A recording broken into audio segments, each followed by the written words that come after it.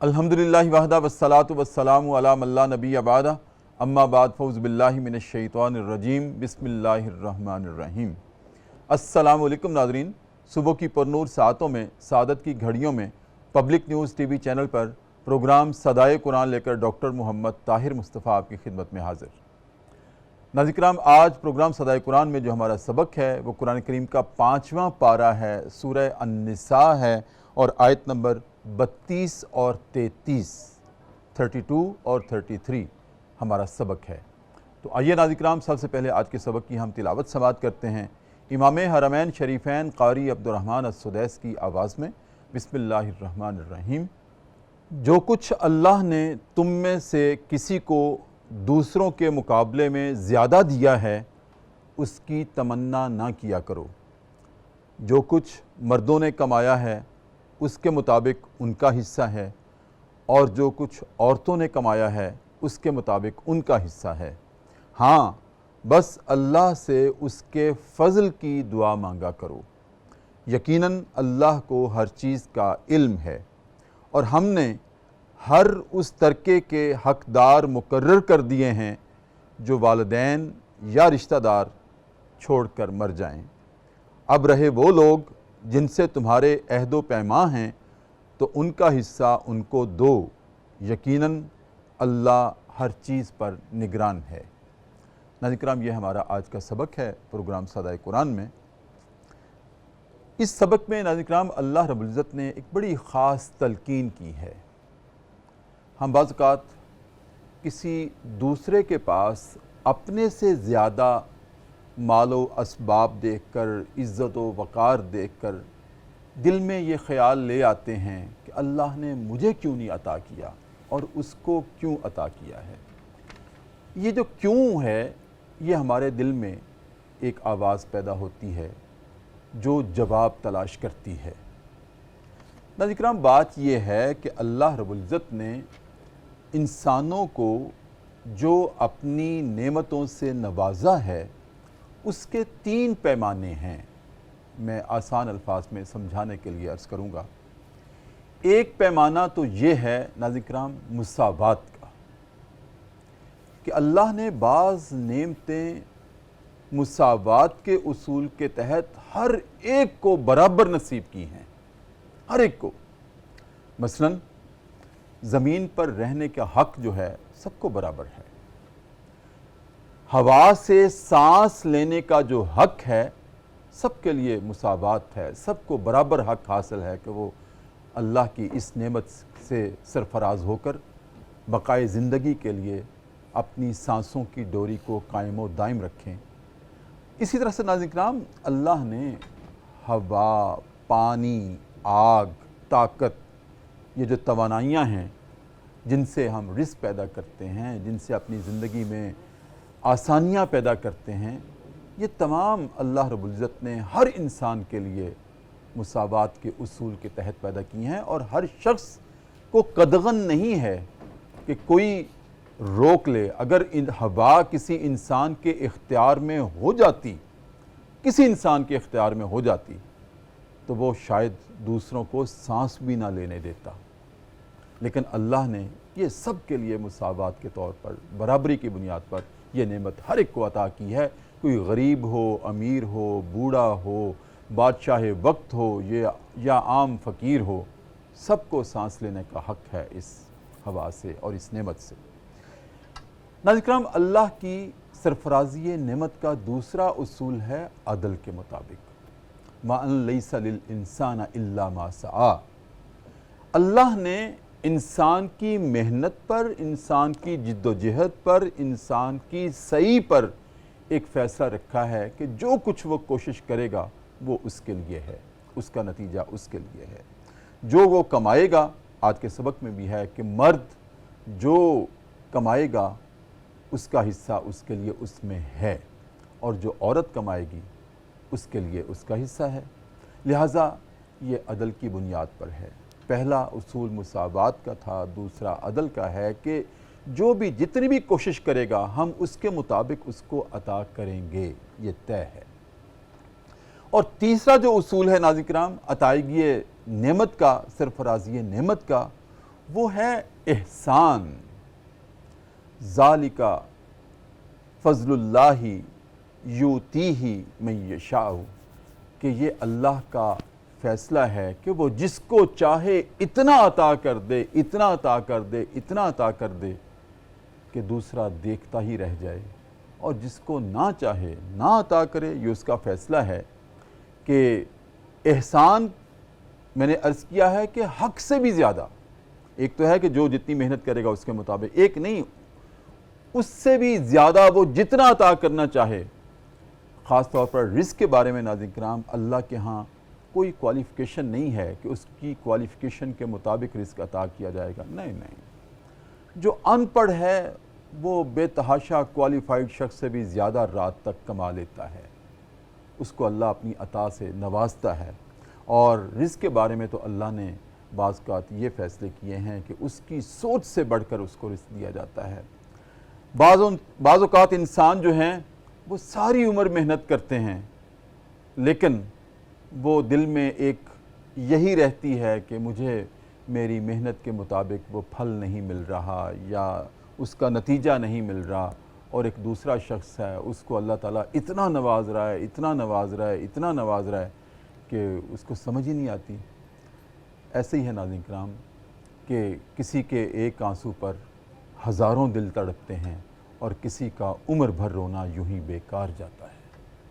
یہ اللہ کی عطا ہے، اللہ کے فیصلے ہیں کہ جس کو عطا کرنا چاہے پھر وہ عطا کرتا ہے، اور بے تحاشا عطا کرتا ہے، ایسی ایسی جگہ سے رزق عطا کرتا ہے۔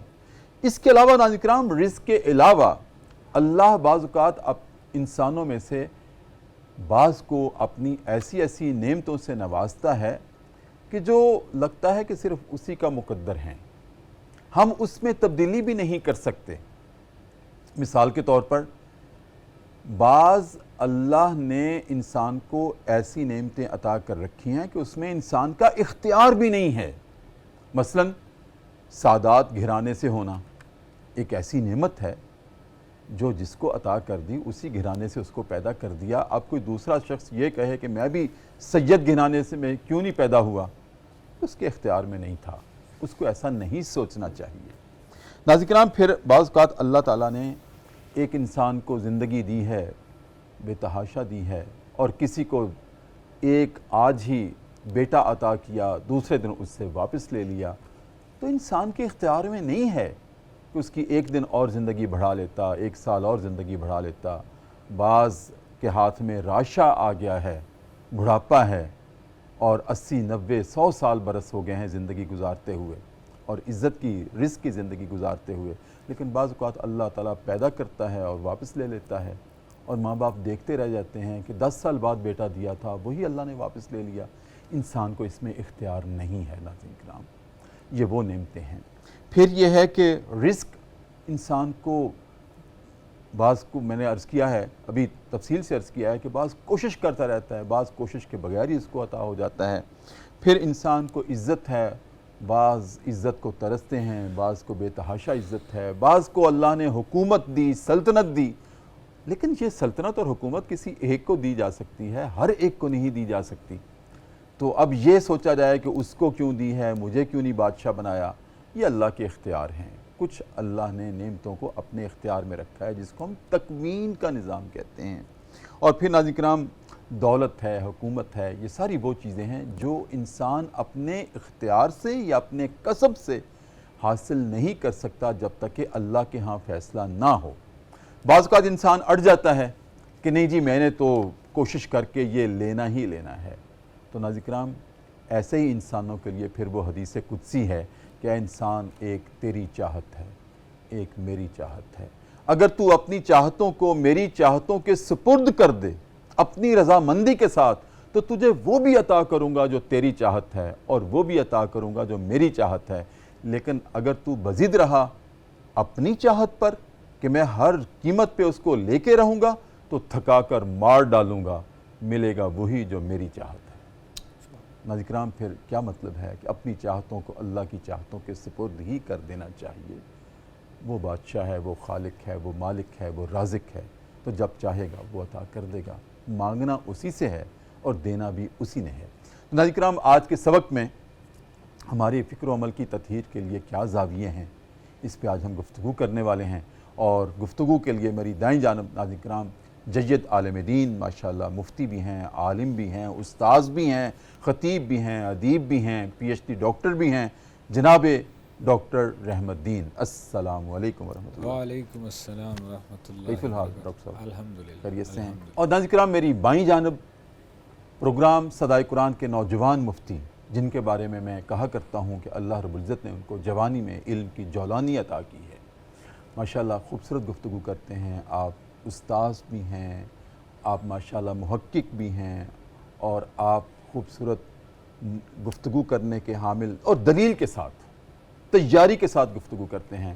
پروگرام صدائے قرآن کے ناظرین کرام ماتھے کا جھومر ہیں جناب مفتی حسان ادریس عبدالسلام۔ السلام علیکم ورحمۃ اللہ۔ جی وعلیکم السلام ورحمۃ اللہ وبرکاتہ۔ کیسے مزاج ہیں؟ الحمدللہ بخیر وعافیت، اللہ کا فضل عظیم، الحمدللہ۔ بہت شکریہ ڈاکٹر صاحب، مقدمہ آپ کے سامنے رکھا ہے۔ الحمدللہ رب العالمین، اس پروگرام کو اللہ رب العزت نے یہ خاصیت عطا کی ہے کہ پوری ترتیب اور تسلسل سے ہم نے جو سبق شروع کیا تھا، آج ہم سورہ النساء پہ ہیں۔ مفتی صاحب، سورہ نساء پہ ہم آگے ہیں، سبحان اللہ۔ اور آیت نمبر 32 اور 33 ہے، جس میں اللہ رب العزت نے ہمارے ہی فکر و عمل کی تطہیر کے لیے خود ارشاد فرمایا ہے کہ ایسے لوگوں کی طرف دیکھ کر پریشان نہ ہوا کرو جو تم سے زیادہ نعمتوں کے حقدار ٹھہرے ہیں۔ ہو سکتا ہے تلک الایام نداولها بین الناس، ہم دنوں کو پھیرتے رہتے ہیں، اگر آج آپ کے پاس نہیں ہے تو کل ہو سکتا ہے بن مانگے آپ کو عطا کر دیا جائے۔ تو میں نے عرض کیا کہ اللہ تعالیٰ کے 3-4 اصول ہیں۔ ایک پہلا اصول تو یہ ہے مساوات کی بنیاد پر نعمتیں عطا کی ہیں، پھر عدل اور انسان کی کوشش اور جد و جہد کے مطابق عطا کی جاتی ہیں، پھر اپنے احسان کے اصول کے تحت عطا کی جاتی ہیں، پھر اپنے اختیار کے مطابق عطا کی جاتی ہیں۔ ڈاکٹر صاحب، اختیار کی جب بات آتی ہے نا، تو ہم دیکھتے ہیں کہ اللہ نے انسان کے بارے میں ایک نظام تکوین رکھا ہے اور ایک نظام تشریعی رکھا ہے۔ کچھ اللہ نے نعمتیں تکوین میں لکھ دی ہیں، کچھ شریعت میں اس کے لیے اپنے دین میں لکھ دی ہیں۔ کیا اصول ہے، کیا ارشاد ہے؟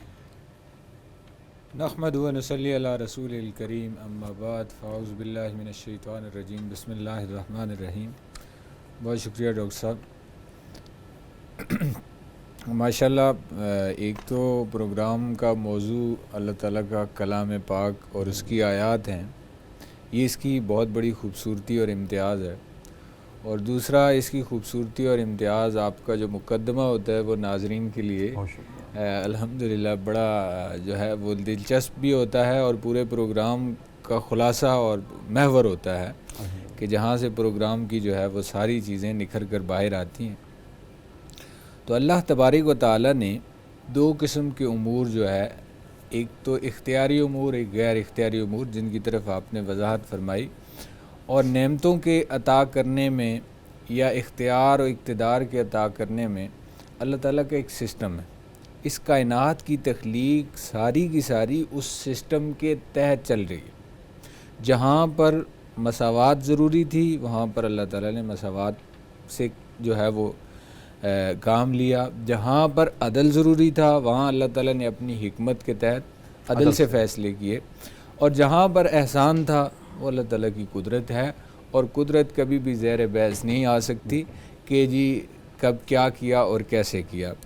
جیسا کہ آپ نے فرمایا کہ مساوات کے کائنات میں جو زاویے ہیں وہاں پر اگر انسان کو اختیار دے دیا جاتا تو نظام کائنات چل ہی نہیں سکتا، صحیح، اس کے اندر فساد برپا ہو جاتا۔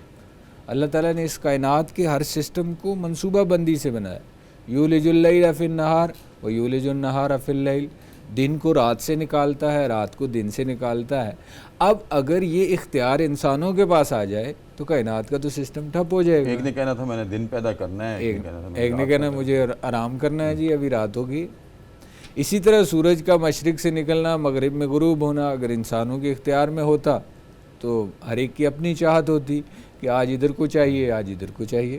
صحیح، اسی طرح اور بھی دیگر چیزیں ہیں، تو اللہ تعالیٰ نے وہاں پہ مساوات رکھی، ہر انسان کو جو اس کے لیے ضروری چیزیں تھیں وہ مساوات کے زاویے کے تحت عطا کر دی ہے. بالکل ٹھیک. جیسا کہ حدیث شریف میں آتا ہے اور آپ نے مقدمے میں اس کا باقاعدہ بہت تفصیل کے ساتھ ذکر کر دیا کہ انسان کی پیدائش سے پہلے جب وہ ماں کے پیٹ میں ہوتا ہے تو اللہ تعالیٰ لکھنے کا کچھ چیزوں کے لکھنے کا حکم دے دیتے ہیں.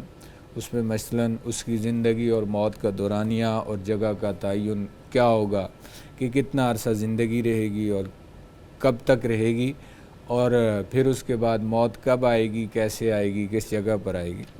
اسی طرح رزق کے معاملے میں بھی اللہ تعالیٰ کا ایسا ہی فیصلہ ہے. اور اللہ یرزق من یشاء بغیر حساب. بغیر حساب اللہ تعالیٰ جس کو چاہتا ہے بغیر حساب کے دیتا ہے. ایک ہے بنیادی ضرورت کا، ایک ہے اس سے زائد کا کہ وہ اپنے فضل سے کتنا ہی زیادہ دے دے، تو وہ اس کی قدرت ہے. قدرت کے بارے میں سوال کرنا حماقت ہے. یہ انسان کو زیر بحث ہی نہیں لانا چاہیے کہ اللہ تعالیٰ نے کس کو مثلاً کسی کو مرد بنایا، کسی کو عورت بنایا. یہ اگر اختیار کسی کو دے دیا جاتا تو ظاہر ہے اس سے بھی کائنات کا سسٹم نہیں چل سکتا. موت و حیات کا اختیار کسی کو دے دیا جائے تو کوئی جانا ہی نہیں چاہے گا، پھر کائنات کا سسٹم نہیں چلے گا. تو اس لیے اللہ تعالیٰ نے کچھ چیزوں کے اندر تو بالکل کلیئر کٹ جو ہے وہ زاویے طے کر دیے. اسی طرح جو ہے کہ بندہ نیک بخت ہوگا، بدبخت ہوگا، چونکہ اللہ کو علم ہے اور وہ اس کائنات کے ہر راز سے واقف ہے. وہ حکیم ہے، علیم ہے، ہر چیز کو جانتا ہے. تو اس کو معلوم ہے کہ کون کیسے ہوگا اور کیا ہوگا. تو یہ اللہ تعالیٰ نے کر دیا، اور انسانوں کے اختیار میں یہ والی چیزیں اللہ تعالیٰ نے نہیں دی. تو یہ اجتماعی زندگی سے متعلق اللہ تعالیٰ نے جو اخلاقی تعلیمات ہیں وہ ان کو طے کرنے کے بعد انسانوں کو بتا دیا کہ یہ میرے جو تکوینی امور ہیں جن کو طے کیا گیا ہے، ان کے بارے میں اگر کسی کو فضل اور احسان کے ساتھ اللہ تعالیٰ جو ہے وہ زیادہ عطا کریں یا کم عطا کریں تو کسی کو حسد، نفرت یا مایوسی کا شکار نہیں ہونا چاہیے. کیونکہ کائنات کے تمام انسان اگر برابر بنا دیے جائیں نا، دولت کے اعتبار سے سارے مالدار ہو جائیں، تو پھر جو ان کے آگے کام ہیں وہ نہیں ہو سکتے. پھر کون کرے گا جب ہر ایک کے پاس دولت ہے؟ پھر ضروریات زندگی مہیا نہیں ہو سکتی. اس آزمائش کا تصور جو ہے وہ بھی ختم ہو جائے گا. پھر شکر کا، پھر اللہ سے صبر کا جو ہے، صبر کا، یہ سارے تصورات ایک طرف رہ جائیں گے. جی مفتی حسان ادریس صاحب، کیسے مزاج ہیں؟ الحمدللہ بخیر، عافیت، اللہ کا فضل عظیم. جی کیا ارشاد فرمائیں گے اسی طرح؟ سب سے پہلے تو میں آپ کا شکریہ ادا کرتا ہوں آپ کے توسط سے اس پروگرام کا، آپ کے جو پروڈیوسر صاحب ہیں اور آپ کی پوری ٹیم کا جو مستقل مزاجی کے ساتھ اس پروگرام کو لے کے چل رہے ہیں. الحمدللہ آج ہم سورہ نساء جو 5واں پارہ ہے اس کی آیت نمبر 32-33 پر پہنچ گئے. اور آپ نے آج مقدمہ ڈاکٹر صاحب بہت خوبصورت بیان کیا. میرے تو رونگٹے کھڑے ہو گئے. یقین کریں کہ مجھے جوش آ رہا تھا، اتنا خوبصورت آپ نے مقدمہ پیش کیا آپ نے ماشاءاللہ. اور اس میں اس مقدمے جو آپ نے جو بیان کیا اس میں مجھے بھی سیکھنے کا بڑا موقع ملا اور میری بھی تذکیر ہو گئی. مجھے بھی سمجھے کہ میرا دین جو ہے اللہ تعالیٰ نے گویا کہ مجھے مزید اس کے لیے جو اللہ تعالیٰ نے تذکیر کا جو ہے جگہ فراہم کی کہ یہ سزائے قرآن کا پروگرام علماء کے لیے بھی، عوام کے لیے بھی، سب کے لیے یہ خیر بانٹنے والا پروگرام ہے. اللہ تعالیٰ اس کو خیر بانٹنے والا ہی بنائے. ہمارے لیے اس میں تذکیر کا موقع بھی ہے، تدبر کا موقع بھی ہے، جو قرآن فہمی کے اعلیٰ ترین درجات ہیں. قرآن فہمی کے جو درجات ہیں دو، تدبر بالقرآن اور تذکر فی القرآن. تو ماشاءاللہ الحمدللہ یہ پروگرام اس کے حوالے سے زبردست خوراک مہیا کر رہے ہیں. ڈاکٹر صاحب سورۃ النساء شروع ہو چکی ہے الحمدللہ. میں آج آپ کے پاس حاضر ہوا. سورۃ النساء میں اللہ رب العزت نے عورتوں کا جو حقوق کا تذکرہ کیا، عورتوں کے نام سے پوری صورت اللہ تعالیٰ نے جامع نازل فرمائی. اس میں اللہ تعالیٰ نے عورتوں سے محبت کا ثبوت دیا. حالانکہ قرآن تو نازل ہوا مردوں پر، عورت کبھی نبی نہیں بنی، لیکن اللہ تعالیٰ نے عورتوں کے حوالے سے پوری سورۃ النساء اتاری. اور اس میں ماشاءاللہ شروع میں الحمدللہ اللہ تعالیٰ نے جو ہے وراثت کے حوالے سے بتایا. اچھا آج بھی جو ہماری صورت ہے سورۃ النساء کی آیت نمبر 32 اور 33، آیت نمبر 32 کے شان نزول کے حوالے سے آپ نے بھی خوبصورت مقدمہ بیان فرمایا. انہوں نے بھی ماشاءاللہ پوری زبردست طریقے سے اس کا جو ہے وہ گفتگو نہایت آسان بنا دیا میرے لیے. یہ چند خواتین حضور کے پاس آئیں، عرض کرنے لگی یا رسول اللہ صلی اللہ علیہ وسلم، مرد تو جہاد کرتے ہیں، مرد تو بڑے بڑے دینی کام کرتے ہیں، تو ایک انسان کے اندر یہ چیز پیدا ہوتی ہے، عرض پیدا ہوتی ہے کہ میں اگر وہ ہوتا تو میں یہ کر لیتا. تو سوال یہ پیدا ہوا کہ کاش ہم یہ ہوتے ہیں. اس طرح کا ایک سوال پیدا ہوتا ہے.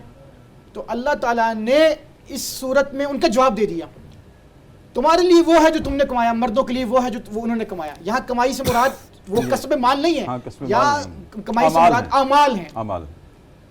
تو اللہ رب العزت نے تسلیم و رضا کا یہاں پہ بیان فرمایا ہے کہ جو اللہ نے تمہیں دے دیا یہی تمہارے لیے جو ہے وہ اللہ کی منشا ہے. اور اس کے حوالے سے اللہ تعالیٰ نے جو آپ نے خوبصورت مقدمے بیان کیا، ہیومن ڈگنیٹی، مورل، یہ سب چیزوں میں عورت مرد برابر ہیں، جزا سب میں برابر ہیں. تو اللہ تعالیٰ نے عورتوں کو بھی اختیار دیا، مردوں کو بھی اختیار دیا کہ اللہ کو راضی کر سکتے ہیں. یہ کہ کس طریقے سے راضی کر سکتے ہیں. اگر ایک عورت نیک ہے تو وہ مرد سے سبقت لے گئی، مرد نیک ہے تو وہ عورت سے سبقت لے گیا. تو یہ اللہ رب العزت کی تقسیم ہے. تو اس تقسیم پر یہ تسلیم و رضا کا بیان ہے. اللہ کے اس معاملے میں ہمیں جو ہے وہ سر بسجود، سر تسلیم کرنا چاہیے. اور پھر اللہ تعالیٰ اس آیت میں کہہ رہے ہیں کہ اللہ کا فضل تلاش کرو. تو یہ فضل کوئی چھوٹی بات ہے، بہت بڑے فضل کی بات ہے. تو یہ جب انسان یہ سوچتا ہے کہ میں ایسا ہوتا ہے ایسا ہوتا، اگر اللہ تعالیٰ ساروں کو مرد بنا دیتا، لڑکے ہی پیدا ہوتے ہیں، تو نظام کیسے چلتا؟ اللہ نے کچھ نظام عورتوں سے چلانے ہیں، کچھ نظام مردوں سے چلانے ہیں، کچھ نظام اللہ تعالیٰ نے کسی کو بادشاہ بنانا ہے، کسی کو فقیر بنانا ہے. یہ تقسیم اللہ کی ہے، میری اور آپ کی تقسیم نہیں ہے. اور اس تقسیم میں مجھے یہ حکم دیا گیا ہے کہ میں اللہ کے اس رضا پر راضی رہوں. میری آزمائش بھی ہے، میرے معاملات بھی ہیں، میرے ساتھ اور بھی ضروریات کے احوال لگے ہیں. اس کے باوجود میں نے اپنے اعمال سے ثابت کرنا ہے کہ میرا اللہ مجھ سے راضی ہے. صحیح. بہت خوبصورت آغاز ہوا ہے گفتگو کا مفتی صاحب آپ سے اور ڈاکٹر صاحب آپ سے. آپ کی اجازت سے ایک وقفہ ہے پروگرام صدائے قرآن میں. ناظرین کرام، وقفہ ہے اور وقفے ہم جایا کرتے ہیں دربار رسالت میں اور اپنے نبی کریم صلی اللہ علیہ وسلم کی ذات اقدس پر والہانہ انداز میں درود کریم کا نذرانہ پیش کرتے ہیں اور واپس آتے ہیں.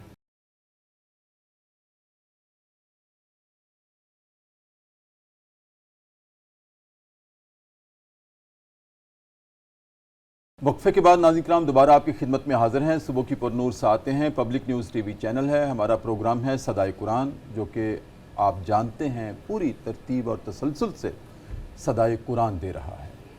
ناظرین کرام، آج ہمارا سبق ہے 5واں پارہ ہے، سورہ النساء ہے، آیت نمبر 32 اور 33 کے مضامین ہماری گفتگو کا موضوع ہیں.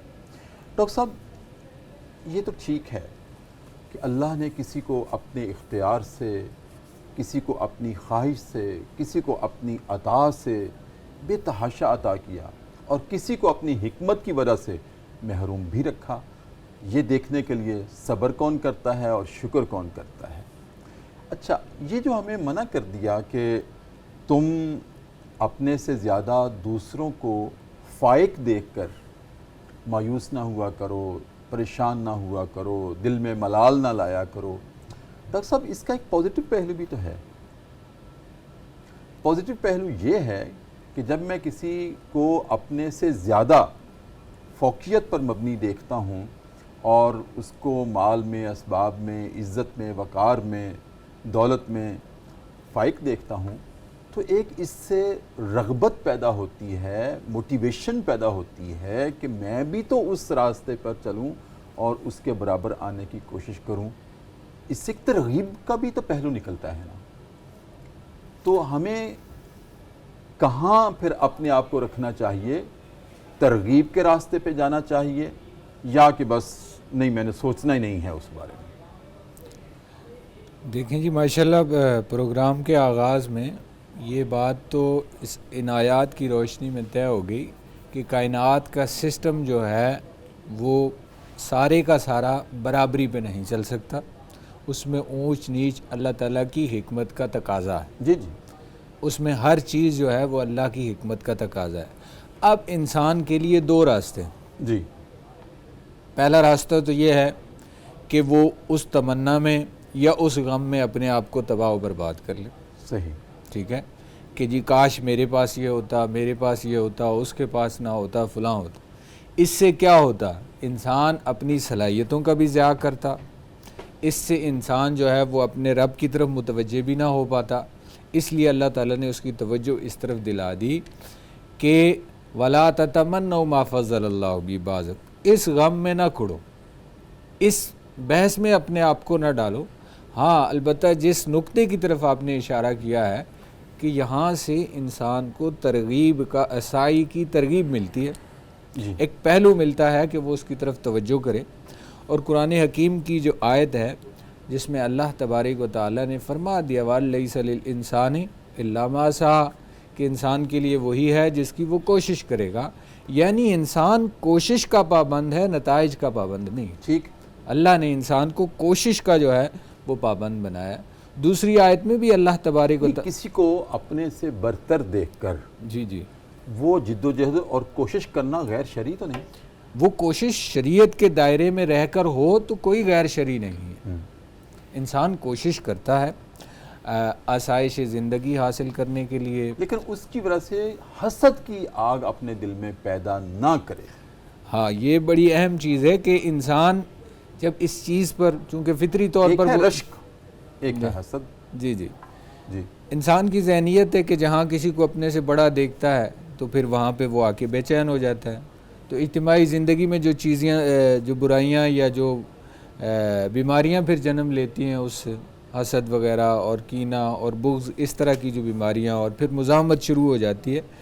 تو نتیجتاً پھر جو چیزیں انسان اپنی جائز کوششوں سے حاصل نہیں کر سکتا، پھر ناجائز کی پلاننگ شروع کر دیتا ہے اس میں. تو یہ حسد بھی اسی کا ایک پہلو ہے، اسی کا ایک شاخسانہ ہے. اور قرآن حکیم میں اور حضور نبی اکرم صلی اللہ علیہ وسلم کی سیرت طیبہ میں اس کی سخت مذمت فرمائی گئی ہے. حضور نبی اکرم صلی اللہ علیہ وسلم نے ایسے لوگوں سے بیزاری کا اعلان فرمایا کہ حسد کرنے والوں سے میرا کوئی تعلق نہیں.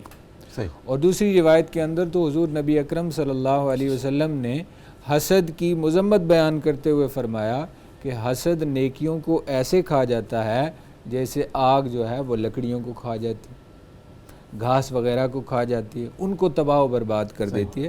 تو انسان کو حسد میں نہیں پڑنا چاہیے، کیونکہ حاسد انسان جہاں اپنی نیکیاں ضائع کرتا ہے، جہاں اس کا رب سے تعلق ٹوٹتا ہے، جہاں وہ اللہ کی مشیت اور فیصلوں پر نکتہ چینی کرنے میں مصروف ہوتا ہے، وہاں اس کا اپنا ذاتی نقصان صحت کے حوالے سے اور صلاحیتوں کے ضیاع کے حوالے سے بھی ہوتا ہے کہ وہ اپنی صلاحیتیں پازیٹیو لگانے کی بجائے وہ نیگیٹو طرف لگانا شروع کر دیتا ہے.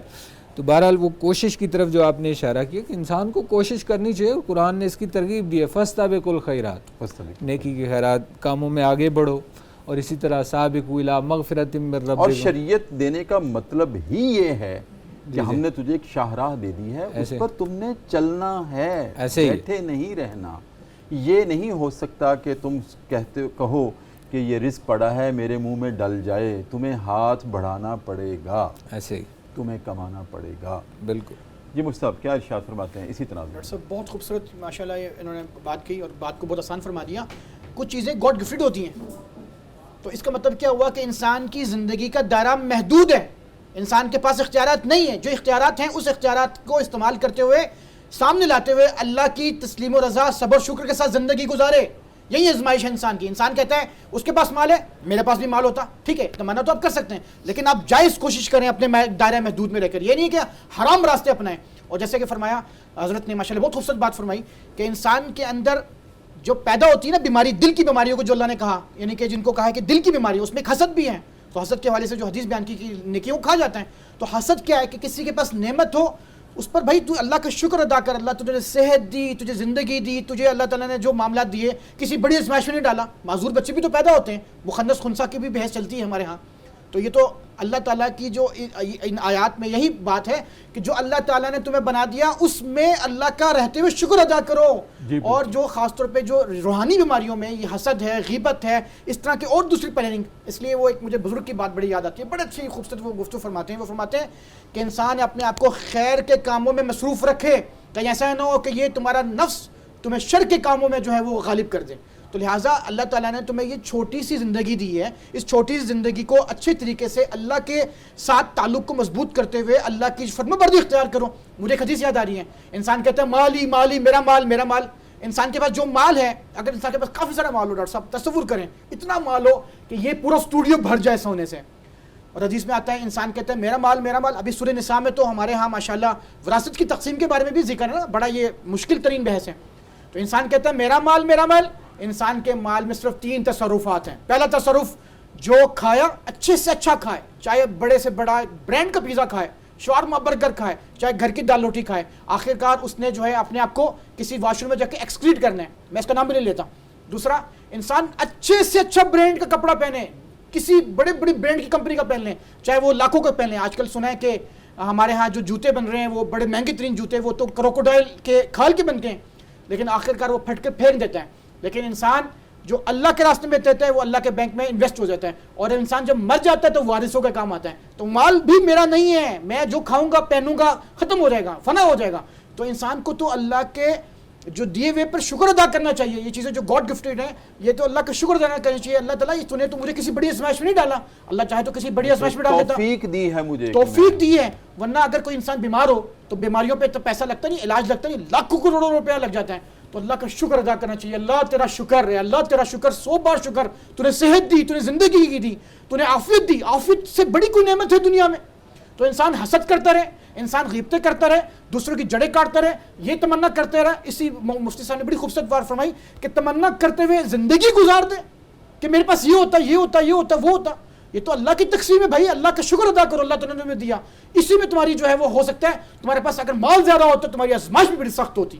یہ تو اللہ کی محبت ہے. اللہ تعالیٰ نے اس پہ انعام کیا، کرم کیا، عافیت دی، زندگی دی، صحت دی، مجھے اولاد دی. مجھے اللہ تعالیٰ نے جو ہے وہ یہ دیکھنے کے لیے آنکھیں دی، یہ کان دیے. یہ اللہ تعالیٰ نے جو دائرہ اختیار جو مجھے دیا، جو محدود جو بھی ہے، اس پہ تو اللہ کا شکر ادا کرنا چاہیے. جی بالکل ٹھیک. ناظرین کرام، بہت خوبصورت گفتگو ہماری جاری ہے پروگرام صدائے قرآن میں. ایک مرتبہ پھر وقفہ ہے، اور وقفے میں دوبارہ چلتے ہیں اپنے نبی کریم صلی اللہ علیہ وسلم کی بارگاہ میں اور درود کریم کا نذرانہ پیش کرتے ہیں اور واپس آتے ہیں.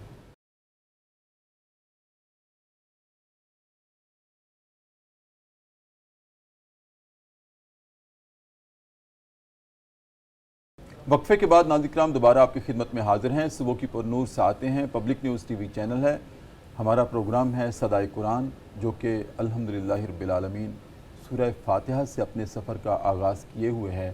اور آج ہم پہنچے ہیں، قرآن کریم کا 5واں پارہ ہے، سورہ النساء ہے، اور ہماری صدائے قرآن کی آیات ہیں سورہ النساء کی آیت نمبر 32 اور 33. ڈاکٹر صاحب، ایک اور بھی پہلو یہ ہے کہ جیسے میں نے ترغیب کی بات کی تھی، کوشش کی بات کی تھی، جد و جہد کی بات کی تھی، جو نظام تکوین میں اللہ نے طے کیا ہے نا، اس میں تو ہمیں ایک نقطے کا بھی اختیار نہیں ہے کہ ڈال سکیں یا نکال سکیں. وہ تو اللہ کے اختیارات ہیں. لفظ کن، اختیار کن، قدرت کن اس کی ہے. ہمیں جو اللہ نے راستہ دیا ہے نا، وہ تو شریعت کا دیا ہے. اور شریعت ساری کی ساری یہ وظائف کا نام نہیں ہے کہ بس سارے کام چھوڑ کے بیٹھ جاؤ، یہ وظیفہ شروع کر دو تو کل کو تمہارے لیے محل بن جائے گا. ایسا نہیں ہے.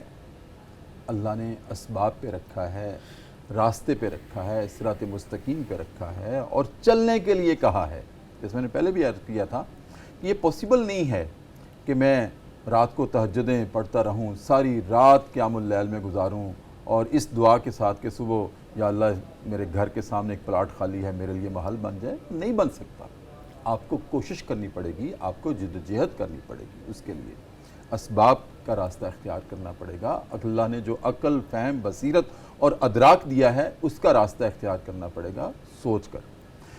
اچھا ڈاکٹر صاحب، سارا کچھ انسان بعض اوقات کرتا ہے، لیکن اس کے باوجود جب اس کو اس کی سوچ کے مطابق نتائج نہیں ملتے تو وہ پھر نا ایک تو مایوس ہو جاتا ہے، اور دوسرا تقدیر پہ ملبہ ڈال دیتا ہے، شاید میری تو قسمت میں ہی نہیں ہے. کیا انسان کو ایسا سوچنا چاہیے؟ تقدیر کے بارے میں تقدیر بنانے والا تو وہ ہے جس نے آپ کو پیدا کیا ہے. یہ تو اللہ کی ذات پہ ہم الزام نہیں دیتے کہ شاید اس نے میری قسمت میں نہیں لکھا یہ سارا کچھ. کیا کہتے ہیں؟ دیکھیں جی، ہماری چونکہ ساری گفتگو ہی اس بات پہ ہے کہ تکوینی امور اور تشریعی امور کیا ہیں، تو اللہ تبارک و تعالیٰ نے جن امور کے اندر انسان میں اور انسانوں کے اندر ہر اعتبار سے جو فرق رکھا ہے، اس فرق کو تو کوئی نہیں مٹا سکتا، جیسا کہ آپ نے سوال میں کہا ہے. اور جب اس فرق کو مٹانے کی کوشش کی ہے، نظام عالم کے اندر تباہی اور فساد ہی برپا ہوا ہے، کیونکہ یہ ممکن نہیں ہے. کبھی ادھر سے پھر فساد اس کا نتیجہ آتا ہے، کبھی ادھر سے آتا ہے. ہاں البتہ دنیا چونکہ ہے ہی دار العمل سے عمل کی سعی اور ترغیب اور توجہ ہی واضح ہو جاتی ہے کہ یہاں پر عمل کرنا ہے. باقی نتائج تو ظاہر ہے وہ اللہ تعالیٰ نے دینے ہیں، اور انسان کو مایوس نہیں ہونا چاہیے، کیونکہ اس سے مطلوب کوشش ہے۔ کوشش کے بعد انشاءاللہ ایک اگلی چیز جو اسی آیت میں ہے کہ وَاسْأَلُ اللَّهَ مِن فَضْلِهِ، آگے پھر اللہ کا فضل ہے۔ ایون کہ جنت کی جو بارے میں جو حضور نبی اکرم صلی اللہ علیہ وسلم کی معراج کے حوالے سے حدیث ہے کہ فرمایا کہ جب حضرت ابراہیم علیہ السلام سے ملاقات ہوئی تو انہوں نے فرمایا کہ اپنی امت کو بتانا کہ جنت ایک چٹیل میدان ہے، اچھا، اس کو جنت آپ نے بنانا ہے، آپ کے اعمال سے بنے گا۔ آپ سبحان اللہ کہیں گے، وہاں پہ درخت لگے گا، آپ الحمدللہ کہیں گے، آپ دیگر اعمال کریں گے، محل بنتے چلے جائیں گے، اس میں سہولیات بنتی چلی جائیں گی۔ تو انسان سے مطلوب تو محنت اور کوشش ہے، اور انسان کسی بھی صورت میں محنت اور کوشش سے پیچھے نہیں ہو سکتا۔ جو آپ نے بات جس طرف اشارہ کیا کہ محنت اور کوشش کے بعد اگر نتائج حاصل نہ ہوں، یاد رکھیں کہ انسان کے لیے دو راستے اللہ تعالیٰ نے دیے ہیں، ایک شکر کا، ایک صبر کا۔ شکر بھی اللہ کو پسند ہے، صبر بھی اللہ کو پسند ہے، کہ انسان، حضور نبی اکرم صلی اللہ علیہ وسلم کی حدیث ہے کہ دین میں انسان اپنے سے اوپر والے کو دیکھے اور اس کی اقتداء کرے، اور جو شخص ایسا کرتا ہے کہ دین میں اپنے سے اوپر والے کو دیکھتا ہے اور اس کی اقتداء کرتا ہے، اور دنیا میں اپنے سے نیچے والے کو دیکھتا ہے اور صبر کرتا ہے، تو ایسے شخص کو اللہ تعالیٰ شاکرین میں لکھتے ہیں، شکر کرنے والوں میں لکھتے ہیں۔ اور اگر دین میں انسان اپنے سے نیچے والے کو دیکھے اور دنیا میں اوپر والے کو دیکھے اور اس پر رنج و غم کرے، تو ایسے شخص کو اللہ تعالیٰ نہ صابر لکھیں گے نہ شاکر لکھیں گے۔ تو بہرحال تقدیر پہ ملبہ تو نہیں ڈالا جا سکتا، انسان کو مڑ کے دوبارہ سے اپنے جو ہے وہ ارادوں میں تبدیلی کرنی چاہیے، یا اپنی کوششوں کا جو زاویہ ہے اس کو بدل کر اس کی طرف کوشش کرنی چاہیے۔ اور حضور نبی اکرم صلی اللہ علیہ وسلم کی حیات طیبہ ساری کوششوں سے بھرپور ہے، اور ہمیں اس سے یہی سبق ملتا ہے۔ مصطفیٰ ڈاکٹر صاحب نے ایک بڑی خوبصورت امید کی طرف اور ایک پہلو کی طرف اشارہ کیا ہے کہ بجائے اس کے کہ ہم مایوس ہو جائیں، ہم کوشش کرتے ہیں، بعض اوقات نتائج اس کے مطابق نہیں ملتے، تو پھر اس کی روشنی میں، اس کے نتیجے میں یہ نہیں کہ ہم مایوس ہو جائیں، ٹھیک ہے نا، بلکہ ہمیں اپنی اسٹریٹجی تبدیل کرنی چاہیے۔ زبردست۔ جو ہجرت کا تصور ہے وہ صرف یہ نہیں ہے کہ ایک جگہ سے دوسری جگہ چلے جانا، سبحان اللہ، اپنی اسٹریٹجی کو تبدیل کر لیں، بہت عمدہ، اپنی سوچ اور فکر کے زاویوں کو تبدیل کر لیں، سبحان اللہ، اپنی حکمت کے پہلوؤں کو تبدیل کر لیں، کیا بات ہے۔ تو اللہ ہو سکتا ہے کہ نتائج آپ کی مقدر میں وہ کر دے جو آپ چاہتے ہیں۔ بالکل صحیح۔ دیکھیں نا، نبی کریم صلی اللہ علیہ وسلم کو بھی اللہ نے ہجرت کروائی، حالانکہ مکے میں بھی وہ سارا ساز و سامان، وہ ملائکہ کی فتح و نصرت آ سکتی تھی، لیکن مدینہ جا کر جو آئی، یہ ہمیں سبق دیا گیا ہے کہ میں نے تو اپنے نبی کو بھی وہاں سے موو کروا دیا، سبحان اللہ، بہت عمدہ، خوبصورت، اور تمہارے لیے وہ اسوہ کامل ہے۔ سبحان اللہ۔ تو کیا ارشاد فرمائیں گے کہ انسان کیا مایوس ہو جائے، تقدیر پہ مربع ڈال دے، یا اپنے اندر تبدیلی لائے اور اس سوچ اور فکر میں تبدیلی لائے کہ جو نتائج کے حصول کے لیے آسان بنانے کا ایک ذریعہ ہو سکتے ہیں؟ ڈاکٹر صاحب، آپ نے تو جو سوال کیا ہے نا، بڑا امپورٹنٹ سوال ہے، اس میں تو آپ نے اللہ کے نبی صلی اللہ علیہ وسلم کی سیرت طیبہ کا خلاصہ بیان کر دیا، ان کی جد و جہد، ان کی صحیح مبارکہ، آپ نے تو خود ہی سارا جواب دے دیا۔ اللہ تعالیٰ نے اس دنیا کو اسباب کے ساتھ جوڑا ہے، جیسے مفتی صاحب نے بھی سبب کی بات کی نا، لیکن کیا معاملہ میں کہ میں اپنے سبب کو رب بنا لوں؟ نہیں، سبب کو سبب کے طور پہ اختیار کیا جائے، اسٹریٹجی چینج کرے، جیسے آپ نے فرمایا، بہت خوبصورت بیان کی۔ اللہ کے نبی کو اللہ تعالیٰ نے ہجرت کا حکم نہیں دیا، سبب کو اختیار کرنا سنت ہے، یہ سیرت سے ہمیں ملتا ہے، سبب کو اختیار کرنا سنت، سبب کا انکار کرنا جہالت، اور سبب پر ایمان لانا کفر ہے۔ تو یہ انسان جو بھی اعمال کرتا ہے، انسان سبب کو رب مان لینا کفر ہے، سبب کو رب مان لینا، اسباب کو ارباب مان لینا، سبب مان لینا، رب مان لینا کفر ہے۔ بالکل صحیح فرمایا آپ نے، ماشاءاللہ۔ انسان جو بھی اعمال کرتا ہے، اس کے نتائج انسان کے اعمال پر، زندگی پر مرتب ہوتے ہیں، لیکن اس کا بحث کیا ہے کہ جو اللہ تعالیٰ نے میری جو تقدیر لکھتی ہے، ایک تو انسان کو تقدیر کے بھی دو حصے ہیں، ایک تقدیر معلق ہے، ایک تقدیر مبرم ہے۔ جو اللہ کا علم کامل ہے وہ تقدیر مبرم ہے، وہ ہو کے رہے گا جو اللہ نے لکھ دیا، لیکن جو اللہ تعالیٰ نے مجھے اختیار دیا ہے اسباب کے درجے میں وہ تو اختیار کروں، میں تو وہ حاصل کروں. اس کا جواب تو حضرت علی نے بھی دیا. حضرت علی سے پوچھا رضی اللہ تعالیٰ عنہ سے کہ انسان کو کتنا اختیار ہے؟ فرمایا ایک ٹانگ اٹھاؤ، انہوں نے اٹھائی. فرمایا دوسری ٹانگ اٹھاؤ، انہوں نے کہا اٹھاؤں گا تو گر جاؤں گا. بس یہی اختیار ہے انسان کو. تو انسان اب میرے پاس یہی ہے کہ چاہے تقدیر اچھی ہو چاہے تقدیر بری ہو، مجھے اس پر ایمان لانا ہے، لیکن اپنی اسٹریٹجی، اپنی صحیح، اپنی جد و جہد، اپنی کوشش، اپنی اسٹرگل، اپنی اسٹرائیو، اس کو بھی جاری رکھنا ہے. میرا اللہ بھی مجھ سے راضی ہو، میرا رب بھی مجھ سے راضی ہو، مجھے اپنے نبی کے طریقے پر زندگی گزارنی ہے. اللہ کی منشا ہے، اللہ تعالیٰ مجھے سوار دے، مجھے اللہ تعالیٰ نواز دے، یہ تو اللہ کی منشا ہے. تو یہ سارے اس کا بحث یہی ہے کہ مجھے تو ہر حال میں تقدیر پر ایمان لانا ہے، تقدیر کے ساتھ لاتے ہوئے مجھے اعمال بھی کرنے ہیں تاکہ یہ اعمال میری زندگی کے لیے ایک ثبوت بن سکیں کہ اللہ میں نے تو کیا ہے، میرے پاس تو یہی کوشش تھی. بالکل ٹھیک. بہت شکریہ مصطفیٰ ڈاکٹر صاحب، آپ کی آمد کا بہت شکریہ. ناظرین کرام، ہم اس نقطے پہ آج کے پروگرام کو ختم کرتے ہیں کہ ٹھیک ہے اللہ رب العزت نے کچھ فیصلے اپنے ہاتھ میں رکھے ہیں، کچھ کو مساوات کے تحت برابری کی بنیاد پر سب اپنی نعمتوں کو تقسیم کیا ہے. کسی نعمت کو اس کو مانگنے پر اللہ نے عطا کیا ہے، کسی نعمت کو بغیر مانگنے پر سرفراز کیا جاتا ہے نعمتوں سے.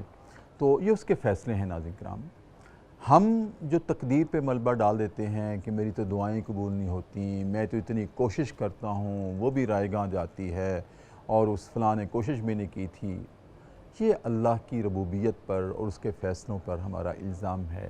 یہ نہیں ہونا چاہیے، بلکہ اللہ کے فیصلوں پہ راضی برضا رہنا چاہیے اور اپنے اندر دیکھنا چاہیے میرے اندر ایرر کہاں تھی کہ یہ مجھے نتائج نہیں مل سکے، پھر اس میں ہم اسٹریٹجی میں تبدیلی لائیں. باقی اسباب کو اختیار کر کے یہ نہیں ہو سکتا کہ میں چاہوں کہ میں نے اسباب کو تو اختیار کر لیا ہے، اب ہر قیمت پہ فیصلہ میرے حق میں آنا چاہیے.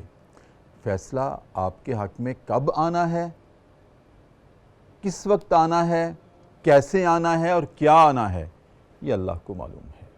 ناظرین کرام، ہم جو بعض اوقات دعائیں کرتے ہوئے تھک جاتے ہیں، میری تو دعائیں نہیں قبول ہوتی، لہٰذا ہم دعا کرنا اللہ سے چھوڑ دیتے ہیں. یہ بہت بڑا کفران ہے، یہ بہت بڑا اللہ کے ساتھ ہماری ایک ایسا رویہ ہے جو کہ ہمیں بحیثیت مخلوق زیب نہیں دیتا. ہم تو پابند ہیں اس کے فیصلوں کے. ہم کہتے ہیں کہ میں نے اتنی مرتبہ دعا کی، قبول نہیں ہوئی اور میری تو قسمت میں ہی نہیں ہے. اگر قسمت میں یہ لکھا ہوا ہو کہ جتنی مرتبہ دعا کی ہے اس میں اتنی مرتبہ اور دعا کرے گا تو ہم قبول کریں گے، ناظرین کرام پھر اس کا مطلب دعا اور کرنی پڑے گی. جب اللہ نے طے ہی کر رکھا ہے کہ اتنی مرتبہ دعا کرے گا تو میں مانوں گا، تو پھر ہمیں کیا معلوم اس نے کتنی مرتبہ ہم سے کہلوانا پسند کر رکھا ہے کہ یہ بندہ مجھ سے مانگے. وہ مانگنے کو پسند کرتا ہے. جیسے ناظرین کرام، نبی کریم صلی اللہ علیہ وسلم کسی صحابی کے گھر میں تشریف لے کے گئے تو وہ صحابی نے آپ کو سلام پیش کیا، نبی کریم نے سلام پیش کیا کیونکہ آپ تشریف لے کے گئے تھے. تو اس صحابی نے جو جواب دیا وہ خفی انداز میں دیا. نبی کریم کی کانوں کی سماعتوں سے وہ آواز نہیں ٹکرائی وعلیکم السلام کی. آپ نے پھر سلام کیا، اس نے پھر جواب تو دیا لیکن بہت خفی انداز میں. آپ نے تیسری مرتبہ کیا، اس نے پھر خفی انداز میں. تو آپ نے پوچھا میں نے 3 مرتبہ تمہیں سلام کیا ہے. تو اس نے کہا یا رسول اللہ ٹھیک ہے آپ نے 3 مرتبہ سلام کیا، میں چاہتا ہوں آپ کی زبان سے بار بار میرے لیے سلامتی کے الفاظ نکلیں. میں اس نیت سے بہت خفی انداز میں جواب دے رہا ہوں، جواب تو دے رہا ہوں، اگر آپ نے سن لیا تو آپ دوبارہ نہیں سلام کریں گے. میں چاہتا ہوں آپ کی زبان سے بار بار میرے لیے سلامتی کے الفاظ نکلیں. اپنی اپنی لالچ اور طمع ہوتی ہے. ناظرین کرام، سوچنے کے انداز ہوتے ہیں، سوچنے کے زاویے ہوتے ہیں. تو اسی انداز سے ہمیں اللہ کے بارے میں سوچنا چاہیے کہ ہو سکتا ہے کہ اللہ کو میری زبان سے مانگنا اتنا پسند آ رہا ہے کہ مجھ سے بار بار چاہ رہا ہے کہ میں اس سے مانگوں، تو پھر ہمیں مانگتے رہنا چاہیے.